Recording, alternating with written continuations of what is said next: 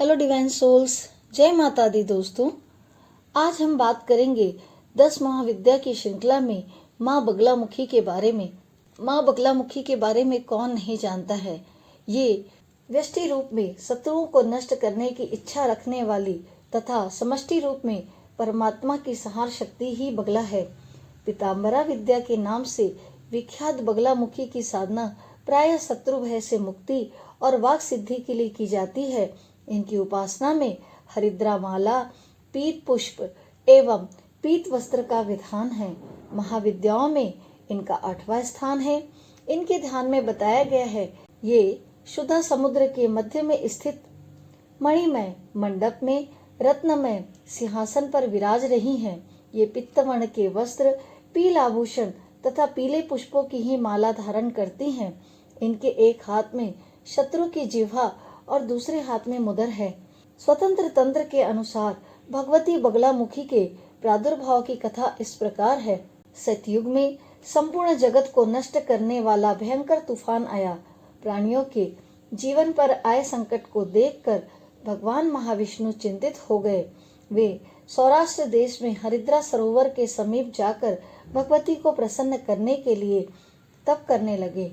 श्री विद्या ने उस सरोवर से बगलामुखी रूप में प्रकट होकर उन्हें दर्शन दिया तथा विंध्वसकारी तूफान का तुरंत स्तंभन भी कर दिया। बगलामुखी महाविद्या भगवान विष्णु के तेज से युक्त होने के कारण वैष्णवी है। मंगलवार युक्त चतुर्दशी की अर्धरात्रि में इनका प्रादुर्भाव हुआ था। इस विद्या का उपयोग दैवी प्रकोप की शांति, धन धान्य के लिए, पौष्टिक कर्म एवं अभिचारिक कर्म के लिए भी होता है। यह भेद केवल प्रधानता के अभिप्राय से है, अन्यथा इनकी उपासना भोग और मोक्ष दोनों की सिद्धि के लिए की जाती है। यजुर्वेद की काठक संहिता के अनुसार 10 दिशाओं को प्रकाशित करने वाली सुंदर स्वरूप धारणी विष्णु पत्नी त्रिलोक जगत की ईश्वरी मानवता कही जाती है। स्तंभ न कारणी शक्ति, व्यक्त और अव्यक्त सभी पदार्थों की स्थिति का आधार पृथ्वी रूपा शक्ति है। बगला उसे स्तंभन शक्ति की अधिष्ठात्री देवी है। शक्ति रूपा बगला की स्तंभन शक्ति से धुलोक वृष्टि प्रदान करता है। उसी से आदित्य मंडल ठहरा हुआ है और उसी से स्वर्गलोक में भी स्तंभित है।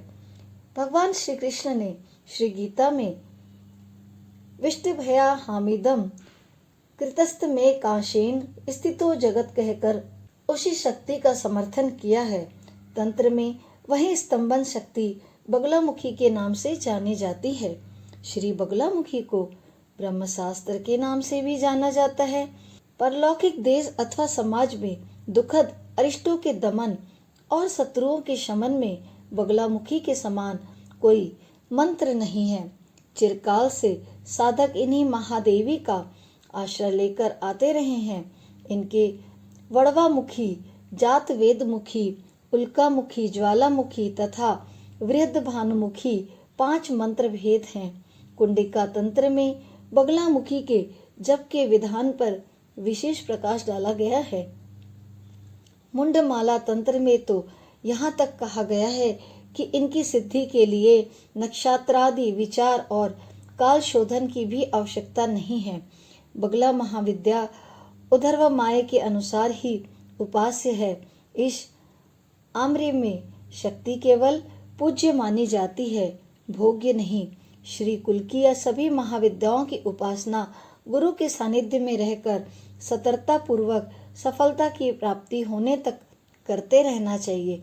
इसमें ब्रह्मचर्य का पालन और बाहर भीतर की पवित्रता अनिवार्य है।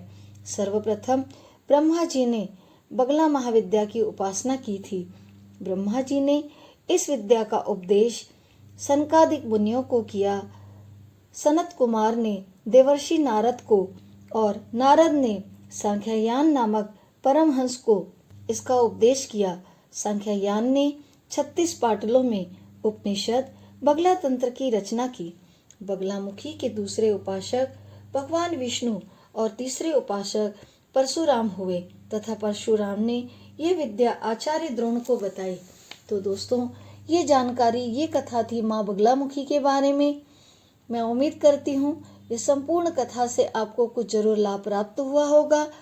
आपके साथ और आशीर्वाद के लिए आप सभी का कोटि कोटि धन्यवाद। माँ बगलामुखी आपको अच्छा स्वास्थ्य, सुख, समृद्धि, मानसिक शांति प्रदान करे। मिलते हैं बहुत जल्द एक नए वीडियो के साथ। Thank you everyone, take care, God bless you.